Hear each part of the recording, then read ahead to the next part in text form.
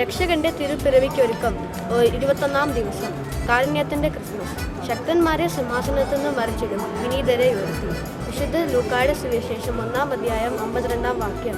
എൻ്റെ ഈശോയെ, പരിശുദ്ധ അമ്മയെ പോലെ എളിമപ്പെട്ട് ജീവിക്കുവാൻ ഞങ്ങളെ പഠിപ്പിക്കണമേ. അവിടുത്തെ തിരുഹിതം വിവേചിച്ചറിയാനുള്ള കൃപ ഞങ്ങൾക്ക് നൽകണമേ. ഉണ്ണീശോയെ, ഞങ്ങളെ സഹായിക്കണമേ. ദൈവം കാരുണ്യമായി തൻ്റെ ജനത്തിൻ്റെ അടുക്കിലേക്ക് ഇറങ്ങി വന്ന് എല്ലാവരിലും ഒരു സമരക്കാരൻ ഒളിഞ്ഞിരിപ്പുണ്ട്.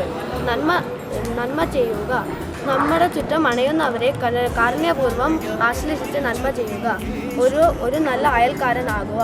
ഇന്നേ ദിവസം ദാരിദ്ര്യത്താലും രോഗത്താലും കഷ്ടത അനുഭവിക്കുന്നവരെ സമർപ്പിച്ച് പ്രാർത്ഥിക്കാം.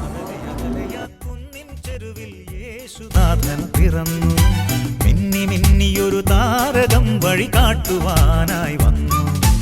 ഇനിയുമുണ്ടേറെ ഈ വഴി പോകുവാൻ. ഈ രാവിതിൽ ലോകസൂര്യനായി വന്നുദിച്ചൊരു പൈതലിൻ ചാരയെത്തുവാൻ.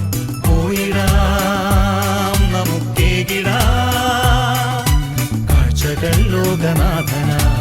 ഇനിയുമുണ്ടേറെ ഈ വഴി പോകുവാൻ. ഈ രാവിതിൽ ലോകസൂര്യനായി വന്നുദിച്ചൊരു പൈതലിൻ ചാരയെത്തുവാൻ. പോയിടാം നമുക്കേകിടാം കാഴ്ചകൾ ലോകനാഥന. അകലെയാ കുന്നിൻ ചെരുവിൽ യേശുനാഥൻ പിറന്നു.